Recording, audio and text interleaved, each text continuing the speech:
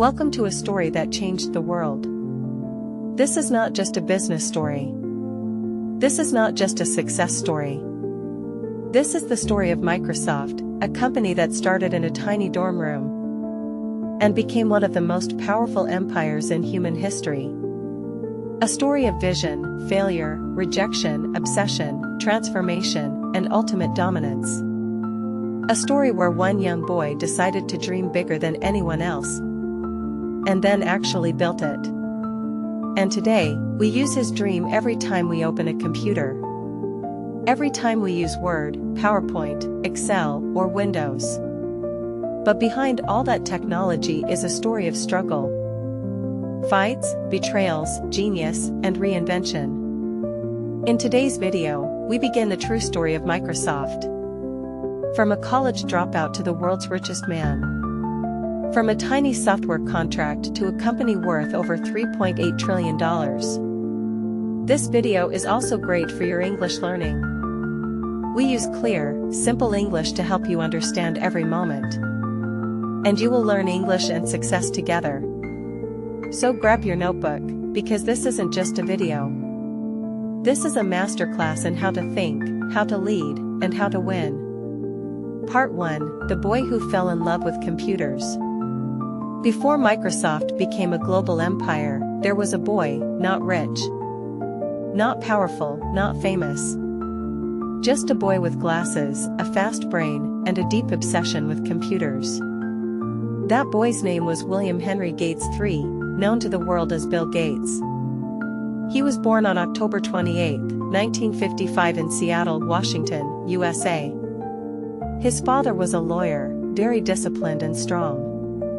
His mother was a teacher, warm and smart. From a young age, Bill Gates was different. While other kids were playing outside, Bill was reading encyclopedias. He didn't just read stories. He read the dictionary, the World Book, even legal documents for fun. At the age of 7, he was already thinking like an adult. He loved logic, numbers, and solving problems. At the age of 13, Bill went to a private school called Lakeside. It was expensive.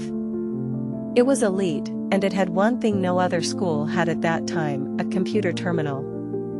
This was the 1960s. Back then, most adults had never even seen a computer.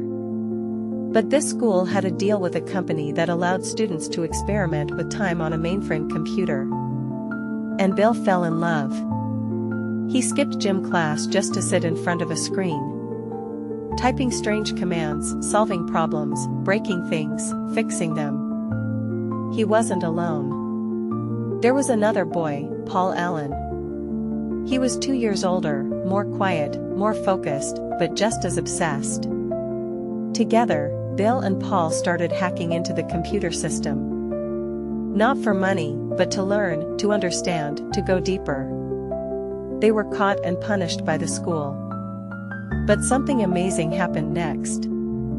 Instead of banning them, the school offered them free computer time in exchange for helping debug and improve the system. And just like that, Bill Gates and Paul Allen got their first real-world programming job. As teenagers, before Microsoft, they started a small company called Trafo Data. It sounds strange, but it was smart. Cities had machines that counted cars on roads. Bill and Paul wrote software to analyze traffic data and help cities improve road planning. They made a small amount of money, not millions. But it gave them experience in writing code for real customers. They were still teenagers. While still in school, Bill Gates read an article about the Altair 8800, the first affordable personal computer. Something clicked.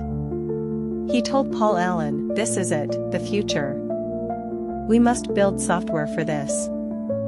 So they picked up the phone, called the company MITS that made Altair, and said they already had software ready. But here's the truth: they hadn't written a single line yet. But they got the meeting anyway. They worked non-stop for weeks to actually build it in time. And when they finally showed it to the company, it worked. MITS bought their software, and that was the beginning. Bill Gates was 19. Paul Allen was 21. They moved to Albuquerque, New Mexico, where MITS was located. And on April 4, 1975, they officially founded Microsoft, combining microcomputer and software. Later, they removed the hyphen. Microsoft was born. Bill drops out of Harvard. Yes, Bill Gates was a Harvard student, one of the most prestigious colleges in the world. But after starting Microsoft, he made a decision. I can always go back to school, but this opportunity won't wait. He dropped out. He risked everything, his future, his parents' trust, his education, for one belief. The future of the world will be shaped by software. And he wanted to write that software. Microsoft was now real. Two young boys, Bill Gates and Paul Allen, in a small office in Albuquerque, writing software for the new age of personal computers. They had no office furniture. They ate fast food.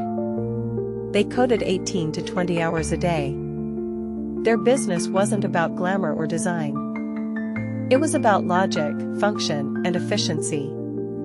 But something else was happening in another part of America. While Microsoft was focused on software, in Silicon Valley, a young man named Steve Jobs had a different dream. Let's build the most beautiful personal computer ever made. He teamed up with another brilliant mind, Steve Wozniak. And in 1976, just 1 year after Microsoft was born, Apple Computer was founded in a garage, while Bill Gates was building software. Steve Jobs was building hardware. In 1979, Steve Jobs invited Bill Gates to come visit Apple's headquarters. Jobs showed Gates something shocking. A secret project called the Apple Lisa. A new computer with a graphical interface. Instead of typing commands, you could now click icons with a mouse. This was revolutionary. Until now, computers looked like black screens with green text. But the Lisa had windows, icons, menus, and clickable folders. Bill Gates was stunned. This was the future. Apple, believing they had the lead, hired Microsoft to build software for the Macintosh, their next big computer.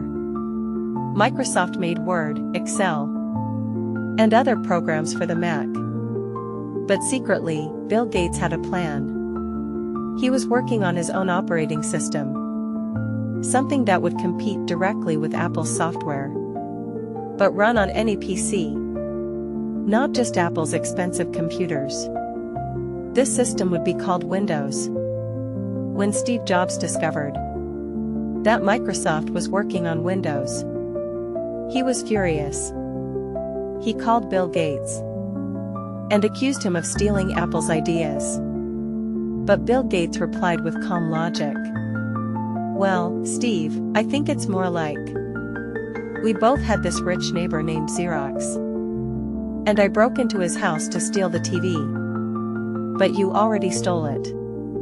What Gates meant was this. Both Apple and Microsoft had borrowed ideas from Xerox, a company that first invented the graphical interface, but failed to see its potential. Jobs took it. Gates took it too. But Gates was more strategic. Instead of building expensive hardware like Apple, Microsoft would build Windows software and sell it to every computer manufacturer in the world. That one move would change everything. In 1985, Microsoft officially launched Windows 1.0. It wasn't perfect. It was slow. It was buggy. But it had something Apple didn't. Open access, any computer maker, IBM, Dell, Compaq, HP, could install Windows on their machines. And just like that, Microsoft became the default software for millions of new PCs. Windows kept improving. Windows 2.0 came in 1987. Windows 3.0 in 1990. Windows 95. A massive breakthrough came in 1995. That release changed the world. Microsoft launched Windows 95 like it was a rock concert. They paid $3 million to use the Rolling Stones song "Start Me Up" in the commercial. People lined up at midnight to buy it. It sold 7 million copies in 5 weeks. By 1998, over 90% of computers in the world were running Microsoft Windows. Apple couldn't compete with that scale. Microsoft became not just a company. It became a standard. As Windows took over the world, Microsoft became a money machine. Here's how fast it happened. In 1986, Microsoft went public. Opening share price $21. Within a year, it jumped to $100 plus. Bill Gates became a billionaire at age 31. The youngest billionaire in history at that time. By the late 1990s, his net worth crossed $100 billion. Microsoft became the richest tech company in the world, valued at hundreds of billions of dollars. And remember, this wasn't just one product. Microsoft now had Windows, the core OS. MS-DOS, earlier systems still used in parts. Microsoft Office, Word, Excel, PowerPoint. Internet Explorer, its own browser. Outlook and Exchange, email and business tools. Bill Gates was not soft. He was known for his aggressive management style. He would grill his employees during meetings. He had a sharp tongue and quick mind. He worked 16-hour days and expected others to do the same. But he also had incredible focus. He believed in software before design, function before fashion, long-term dominance over short-term hype. He wasn't building something beautiful. He was building something essential. And the world started depending on it. By 1999, Microsoft was worth over $600 billion, running on over 90% of the world's computers, holding a monopoly in the software market. Part 2: The Fall of a Giant. Lawsuits, mistakes, and the fight for survival. By the late 1990s, Microsoft was everywhere. It was no longer just a software company. It was a tech empire. Windows was on over 90% of all computers. Microsoft offered to build a software company that was used in homes, schools, and companies. Bill Gates was the richest man in the world. The company had over $40 billion in revenue per year. Its market cap had crossed $600 billion, more than most countries' GDP. But when you become that big, something else also becomes big. The target on your back. Competitors were angry. Smaller companies felt crushed. And governments began asking a question. Is Microsoft too powerful for the world's good? In 1998, the United States government officially filed a lawsuit against Microsoft. The accusation was serious. Microsoft is using its power to crush competition. The government said Microsoft was forcing computer makers to use Windows only, killing off smaller competitors, giving away Internet Explorer for free, to destroy other browsers like Netscape, controlling the software world like a monopoly. This wasn't just a small case. This was the largest antitrust case since the US broke up AT&T in the 1980s. The case began. And suddenly, Bill Gates, once seen as a genius and innovator, was painted as a greedy, ruthless monopolist. One of the biggest mistakes Microsoft made was an interview. During the trial, Bill Gates gave a video deposition, a recorded testimony. But instead of helping, it became a disaster. He appeared angry, sarcastic, defensive. He gave short answers. He refused to accept obvious things. He looked arrogant. The public reaction was strong. Is this how the richest man in the world behaves when questioned? The government used this footage to show the world that Microsoft had no humility, no responsibility, and no respect for fair competition. After months of trial, the judge gave a shocking judgment. Microsoft should be broken into two separate companies. One for Windows, one for everything else. This was a bombshell. If that happened, Microsoft, as we know it, would disappear. Investors panicked, tech stocks dropped. Bill Gates went from hero to villain in just a few years. But Microsoft didn't give up. They appealed the decision. They hired new lawyers. They made changes. They promised to open up their software for third-party developers. And in the year 2001, after years of fighting, the final decision came. Microsoft will not be broken up, but it must follow strict rules to avoid abusing its power. They survived, but the damage was done. The world no longer saw Microsoft as a young startup. Now it was the giant that everyone feared. In January 2000, Bill Gates stepped down as CEO. He chose a new leader. His longtime friend and business partner, Steve Ballmer. Ballmer was loud, energetic, passionate, but not a technical genius like Gates. He had a business mind. He focused on enterprise growth, sales, and product expansion.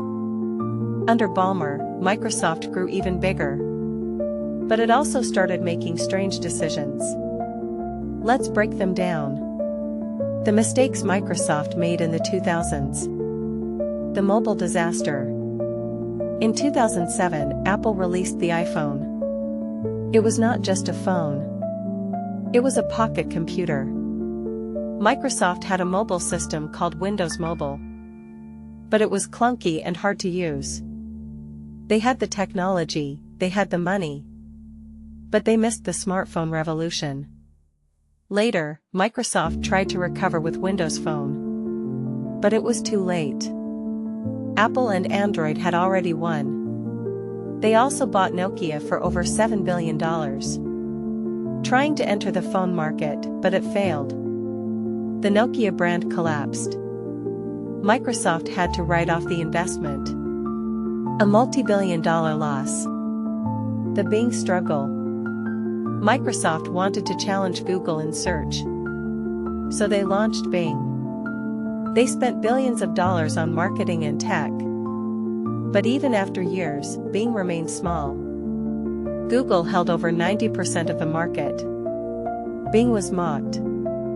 It became the browser you used to download Chrome. Windows Vista and Windows 8, the product flops. Windows XP, 2001, was loved. Then came Windows Vista, 2007, heavy, buggy, slow. Users hated it.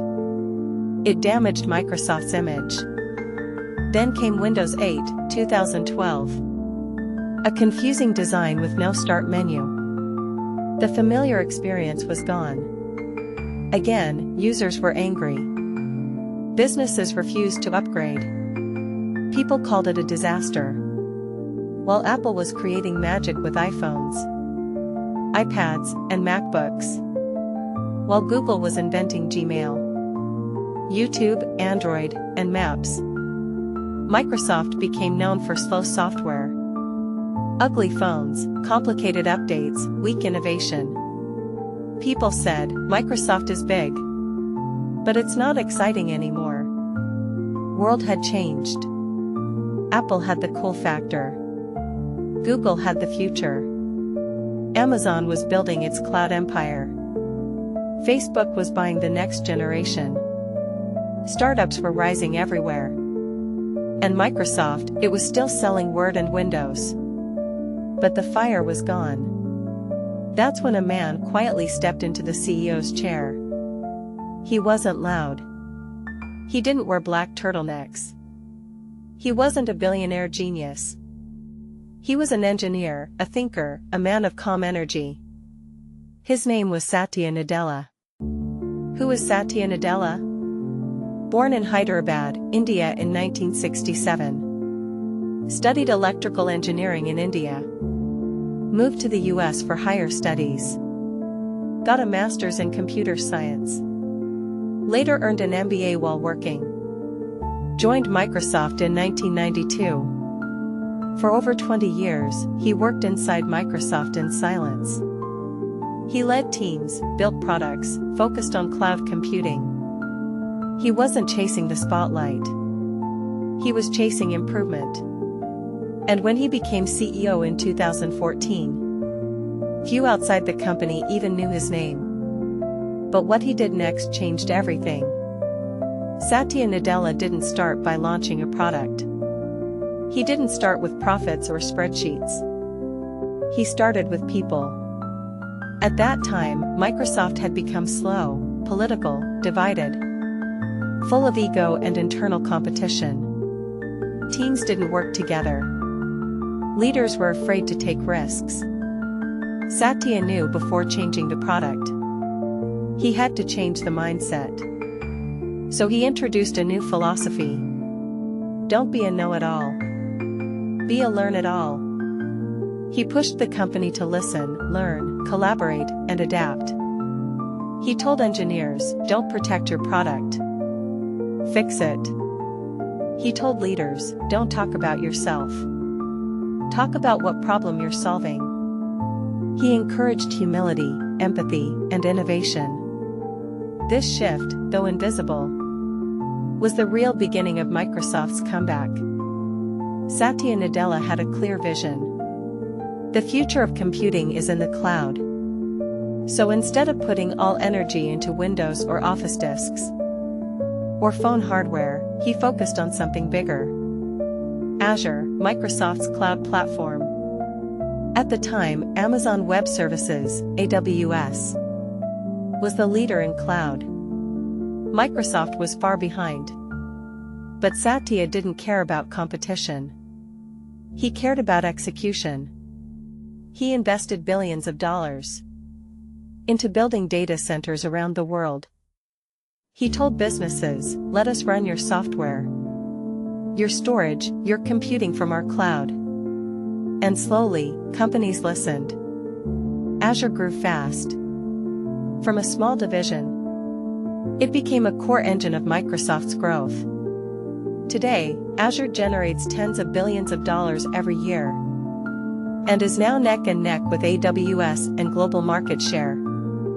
It became one of the most profitable, scalable, and future-proof businesses in the tech world. Under old Microsoft, anything outside Windows or Office was a threat. Linux, enemy; Android, competition; iOS, ignored; open source, rejected. But Nadella saw things differently. He said, we're not here to fight the past. We're here to serve the future. So he made bold decisions. Microsoft joined the Linux Foundation, released software for Android and iOS, made Office available on Mac, iPad, iPhone, and Android phones, supported open source projects on GitHub. It was shocking, but it worked. Developers who once hated Microsoft began to trust it again. Instead of selling Office on CDs, Microsoft made it a cloud subscription, Office 365. For a small monthly fee, users got Word, Excel, PowerPoint, 1 terabyte of cloud storage, email, Outlook, Teams for video meetings. This model was genius. It gave users constant updates. It gave Microsoft monthly recurring revenue.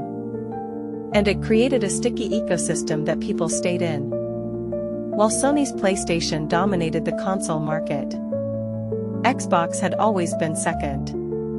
But under Satya Nadella, Microsoft started thinking long-term. Instead of just selling consoles, they focused on Game Pass, a subscription service for gamers. For $10 to $15 per month, users could play hundreds of games across Xbox, PC, and cloud. This made Microsoft different. They weren't selling boxes. They were selling freedom to play. By 2024, Xbox Game Pass had over 25 million subscribers, and Microsoft's gaming division was generating over $16 billion per year. During the pandemic, remote work became the new normal. Video calls, online meetings, team collaboration. Microsoft launched Teams, an all-in-one workspace for chat, video, files, and meetings. Within just 2 years, Teams grew from 20 million to over 280 million users. It became essential, not just for companies, but for schools, hospitals, and governments. Satya Nadella made bold billion-dollar investments that shocked the tech world. 1. LinkedIn, 2016, for $26.2 billion. Everyone asked, why? But it worked. LinkedIn's user base exploded. Microsoft integrated it into Office, Outlook, and AI tools. Today, it makes over $15 billion per year. 2. GitHub, 2018, for $7.5 billion. A platform for developers. This was a trust play. Microsoft told coders, "We support your work." GitHub kept growing, and so did Microsoft's image among developers. 3. Activision Blizzard, 2023, for $69 billion. The largest gaming acquisition in history. Microsoft now owns Call of Duty, Candy Crush, World of Warcraft, and more. A massive move to dominate gaming across console, cloud, and mobile. Let's look at what happened to Microsoft under Satya Nadella's leadership. Market cap from $300 billion to over $3.8 trillion. Azure cloud revenue, $70 plus billion annually. Office 365 revenue, $50 plus billion annually. Gaming, over $16 billion annually. Stock price grew more than 10 times. In less than 10 years, Microsoft became the world's most valuable company again. More than the money, Nadella brought humanity back to Microsoft. He talked about his personal journey.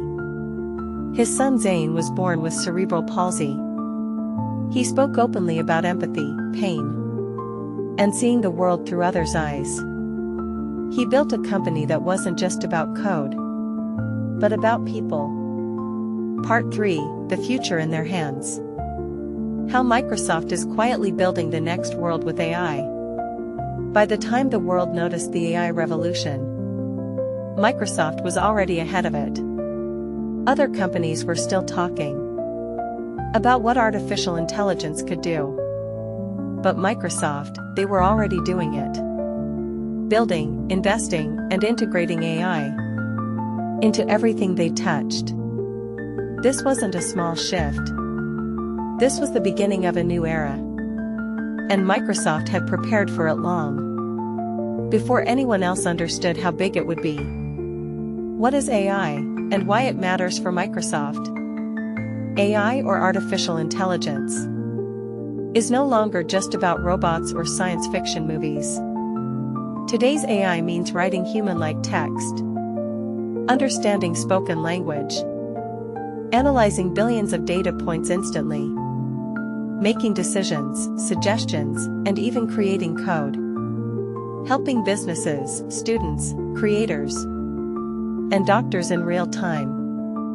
Microsoft saw AI not as a feature, but as a new platform. Like Windows was in the 90s, or the internet was in the 2000s. This time, they wanted to own it from the beginning. Let's go back to 2019. Microsoft made a decision that shocked many people in the tech world.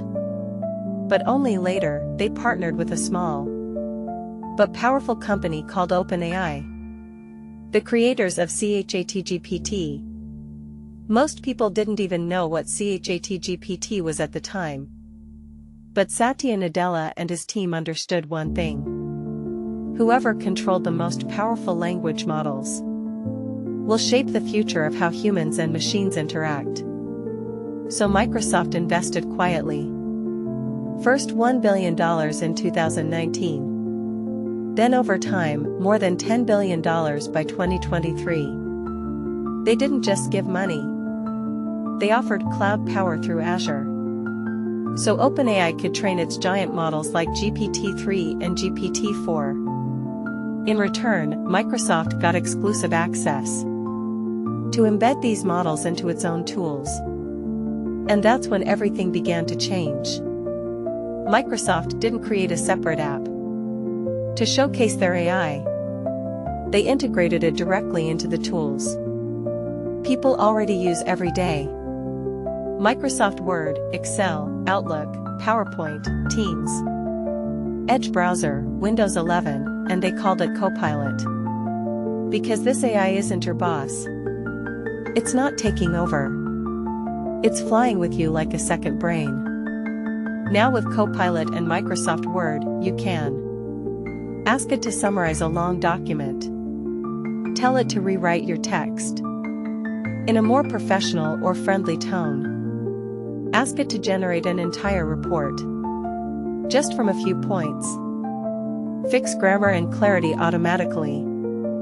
Brainstorm headlines, intros, or creative openings. For students, writers, and professionals, this changed everything. It's not just a spell checker anymore. It's a thinking partner.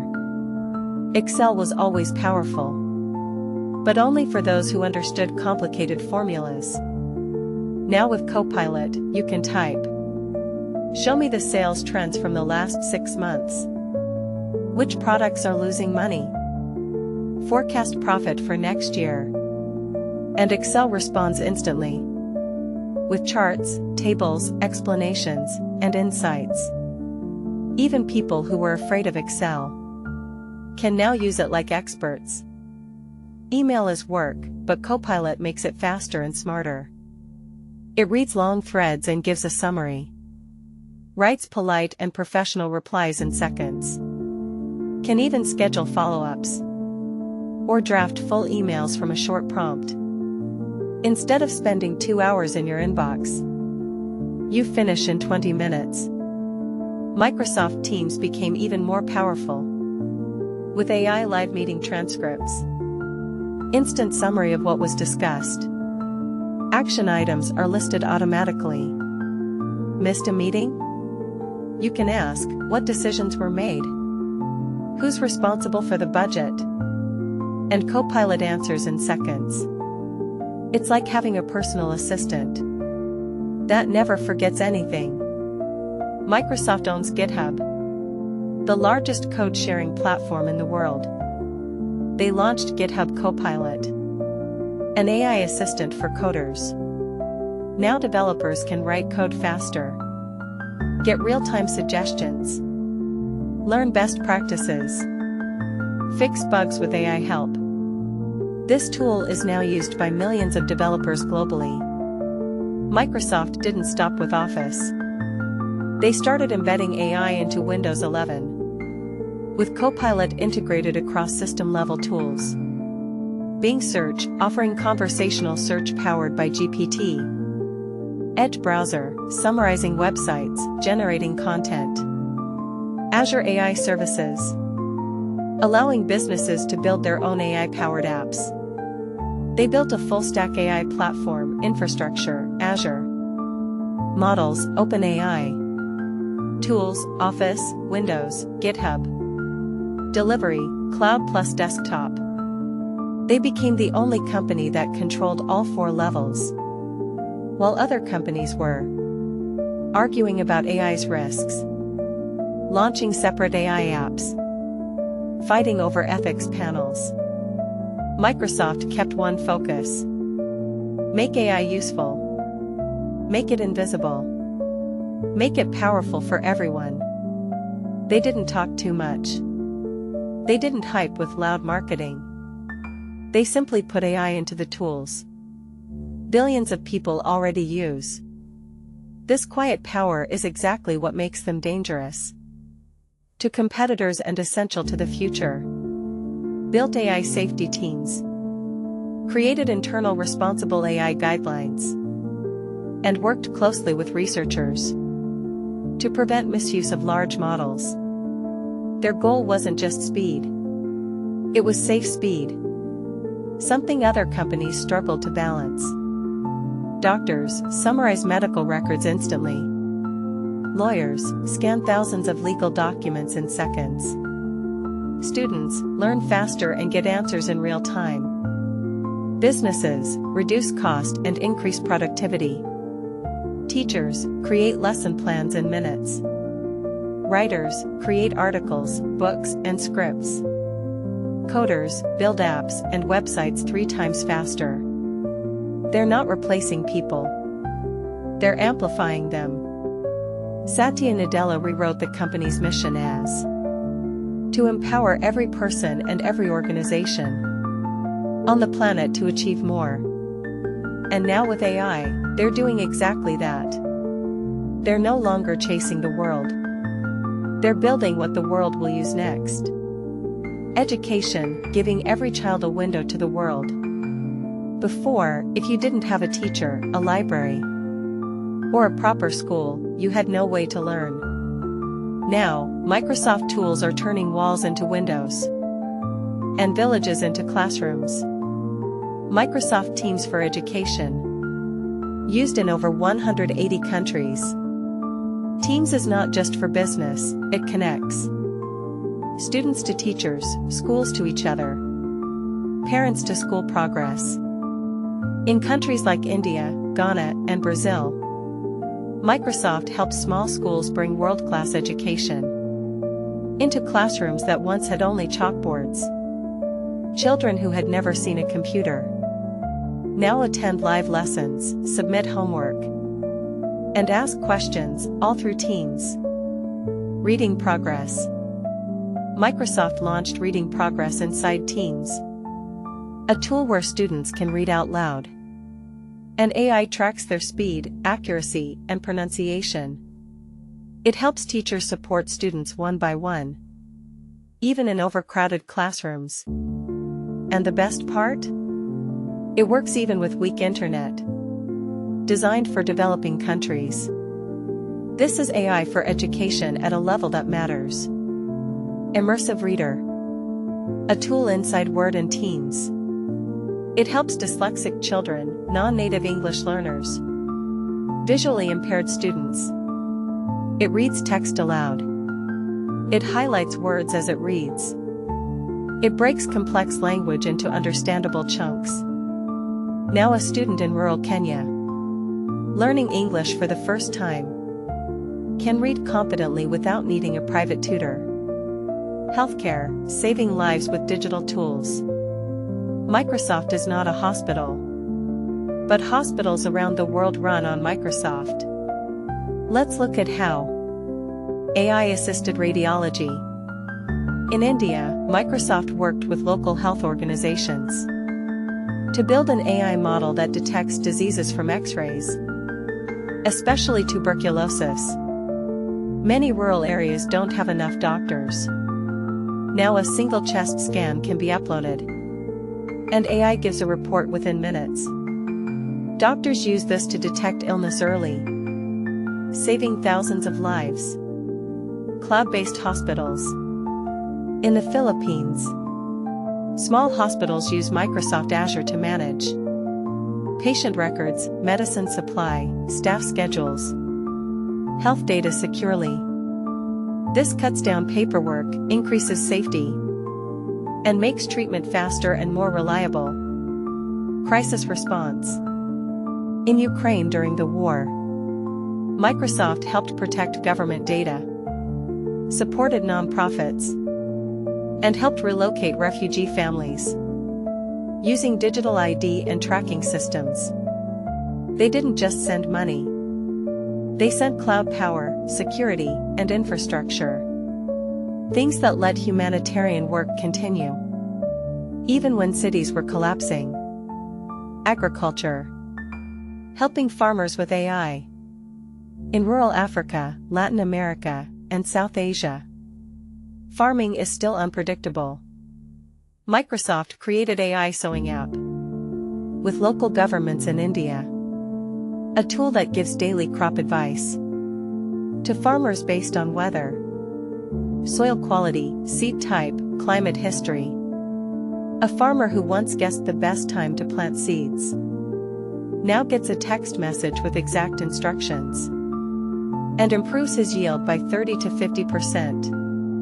Before, only huge companies could afford powerful software. Now with Microsoft's low-cost tools, even the smallest shop can create invoices with Excel, market their products with PowerPoint or Clipchamp, host virtual client meetings with Teams, track sales with Power BI, accept payments and manage schedules with Bookings, store and protect data with OneDrive. In Vietnam, a woman who sells handmade bags online uses Word to write product stories, Excel to track costs, PowerPoint to make her catalog, and Teams to talk to buyers in France and Japan. This is not a tech revolution. It's a human revolution powered by Microsoft. Every day, Microsoft blocks billions of cyber attacks. Their security tools are used by governments, hospitals, banks, airports, even small personal websites. They don't just react to attacks. They predict them. Using AI, Microsoft can detect phishing emails, fake websites, data breaches, malicious code. They even helped vaccine companies protect their research during the pandemic, shielding it from cyber spies. Microsoft builds tools for everyone, including those with visual disabilities, hearing loss, mobility challenges, cognitive impairments. Some of their innovations. iControl lets users type using only their eyes. Dictate, speak instead of typing. Live captions for hearing impaired in teens. High contrast mode for vision support. Seeing AI describes surroundings to blind users. Using a phone camera. These aren't side projects. They're built into every Microsoft product. Making technology truly equal. Creativity, empowering artists, designers, storytellers. With Microsoft's tools. Writers create books using Word plus Copilot. Video editors use Clipchamp to edit short films. Architects use PowerPoint to visualize building plans. Designers create social posts with Designer AI. Musicians use OneDrive to store and share audio files. YouTubers use Azure AI tools to transcribe videos, add subtitles, and even translate voice. One storyteller in Nigeria used PowerPoint and AI voice tools to create an animated children's book. Now downloaded over 200,000 times. That's what empowerment looks like. FedEx uses Azure to track every package and optimize delivery. Emirates Airlines uses Microsoft for crew scheduling and maintenance. The United Nations runs disaster relief dashboards with Power BI. NASA uses Microsoft Cloud tools for space research. Governments use Teams to run remote parliaments and councils. This isn't a software company anymore. Microsoft is the backbone of modern civilization. Everything we've covered so far, from software to cloud, from Word to AI, from the dorm room to the edge of space, has one thing in common. Microsoft made it simple, powerful, and available to all. They don't always make headlines. They're not always flashy. but in the background, they're building the world. Part 4, The Final Ascent. The numbers, the lessons, and the legacy of Microsoft. Microsoft today is not just surviving. It is dominating, not through noise, not through drama, but through intelligence, consistency, empathy, and vision. Let's look at the numbers first, then the legacy, then the lessons. Microsoft, by the numbers, 2025. These are real-time facts about Microsoft's current size, power, and scale. Market capitalization. Microsoft's market cap is now more than $3.8 trillion. It is the most valuable company on Earth, sometimes switching positions with Apple and Nvidia. Annual revenue, total revenue. 2024 to 2025, over $250 billion per year. That's more than the GDP of many countries combined. Core businesses, division revenue, Microsoft Azure, Cloud. Over $75 billion per year. Microsoft Office 365, around $50 billion per year. LinkedIn, over $15 billion per year. Windows, over $20 billion per year. Xbox plus Gaming plus Game Pass, over $18 billion per year. Search plus advertising, Bing, Edge, etc. Around $15 billion per year. GitHub, Copilot, and developer tools. Growing rapidly, future focus of AI revenue. AI integration plus licensing, OpenAI GPT access. Becoming a multi-billion-dollar stream by 2025. Employees, over 225,000 employees in more than 190 countries. Offices on every continent. From Tokyo to Nairobi, London to Sao Paulo. Infrastructure, over 60 data regions across the world. Hosting AI, cloud, gaming, government, and military systems. Global reach, Microsoft products are used by over 1.5 billion people. Over 400 million Windows 11 users. Office 365 is used in more than 90% of Fortune 500 companies. AI leadership, Microsoft has invested over $13 billion in OpenAI. Integrated GPT-4, Copilot, and IAPIs into its full ecosystem, leading the enterprise AI market globally. Now let's talk about something even bigger than numbers. This is not a story about software anymore. This is a story about human potential. Microsoft didn't just sell tools, it helped build dreams. From students in Africa writing essays with Word, to researchers in Europe running simulations on Azure, to doctors in India scanning X-rays with AI, to grandmothers in America using Skype to call their grandchildren, to developers in Indonesia building apps on GitHub. Microsoft gave people power, and it did it quietly. Without showing off, without chasing attention. Just like a good operating system. It worked in the background and let others shine in the front. Let's remember where it all started. A 13-year-old boy in Seattle. Reading books, skipping gym class. To use the school computer. That boy's name was Bill Gates. He teamed up with his friend Paul Allen. And together they created a language for a machine no one believed in. From that tiny contract to building Microsoft in a small office with no furniture, to creating Windows, Office, and Word. They didn't just write code. They rewrote how we live. But the journey wasn't perfect. Microsoft was sued. Microsoft was hated. Microsoft made terrible products. Microsoft almost missed the mobile revolution. Microsoft almost became irrelevant. But then came another quiet man. Not loud, not flashy, not famous. Satya Nadella, an engineer from India, who brought back humility, empathy, and bold thinking. He didn't rebuild Microsoft's image with marketing. He rebuilt it from the inside. With culture, cloud, and care. And under him, Microsoft did something very few companies ever do. It came back stronger and wiser. Now here is the most important part of this story.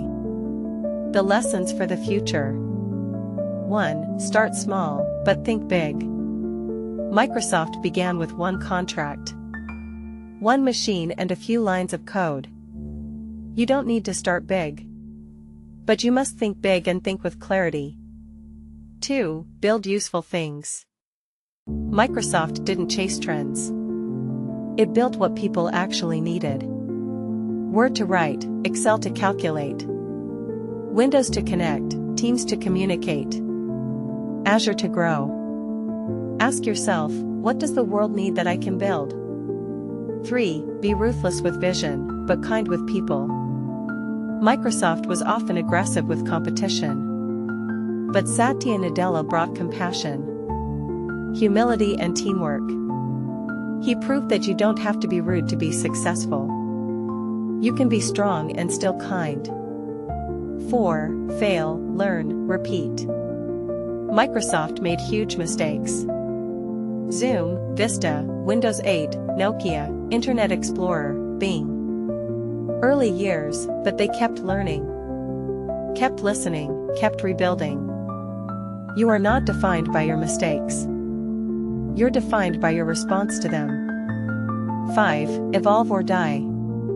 Microsoft could have died when the world moved to smartphones, cloud, AI, remote work, cross-platform tools.